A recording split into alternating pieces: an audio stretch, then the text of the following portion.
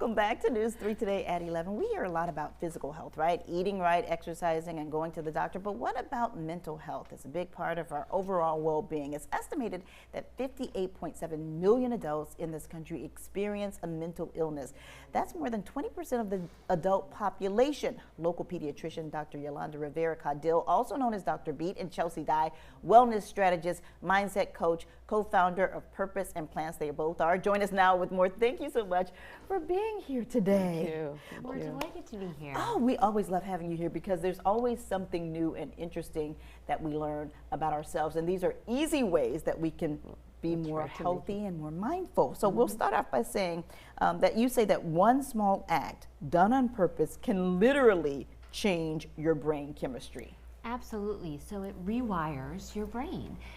Just one small act, committing to it for a period of time, and we are launching something kind of brazen and bold in conjunction with some community partners, which we'll talk about. Okay. 100 days of purpose, where you commit to one act.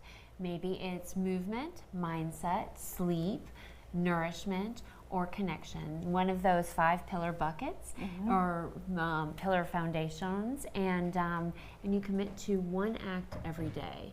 So I'll leave it to Dr. Caudill. And no, and today, this week is Lifestyle Medicine Week also. Okay. So it goes well with that. So basically we're gonna be doing, you can choose and pick whatever talks to you, whatever speaks to you. For example, it could be movement and any little amount of movement. If you used to sitting all the time, just standing up a little bit more, just bouncing for 3 minutes every morning.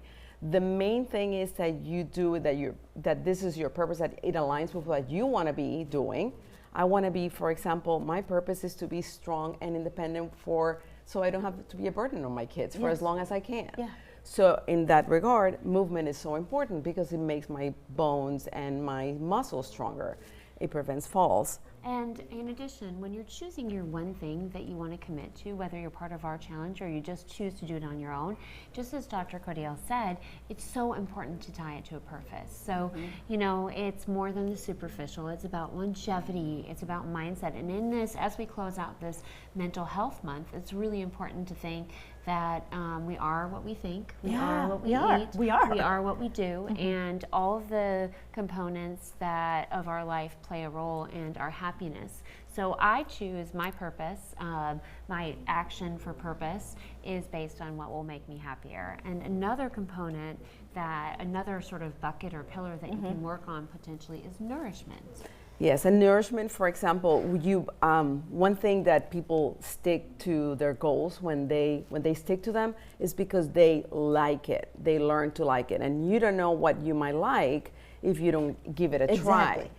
It always amazes me when I hear adults say, well, I don't like string beans, but they're healthy for you, so why don't you try them? Or something they never tried, they don't like it. Yes, you backtrack. Okay, I like that, I want to make that something that I like. Okay. I know it's good for me. So that type of thing, and tips like that we're going to keep giving through these 100 days. Well, and when you know that your goal, whether it's adding more plants to your diet or whatever it is, whatever component, when you know that it contributes to your overall longevity and your happiness. For instance, more diversity in your diet actually adds to serotonin and improves your mood and focus. It's been proven, and the more time, the longer a time period you give your body to adjust, the greater the results. So tying it to that purpose, that little bit of science, and when you know that connects to your purpose, you're more inclined to continue with the act. Okay, so now we're going to talk about mindset,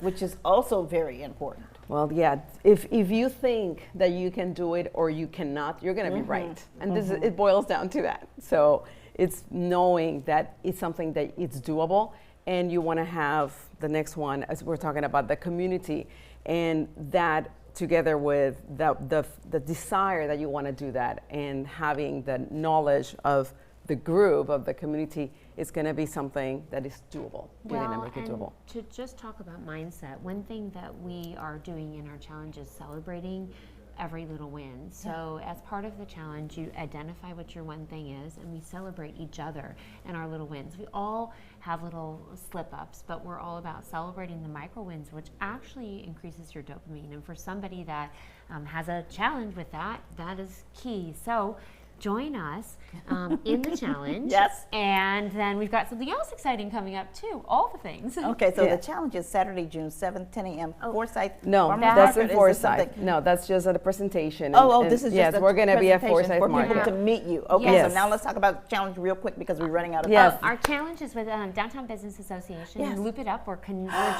We're joining together with them. It's free. All you have to do is go on our webpage or click the QR code, join the challenge, and then join us on the 7th of June at the Farmers Market. That's Yes. so exciting. Yes, yes, Okay. And for more information, go to our website, wsav.com/poweredbyplants, and you'll find all of their information there. Thank you so much for joining us. Thank you. It's always a pleasure. Thank you.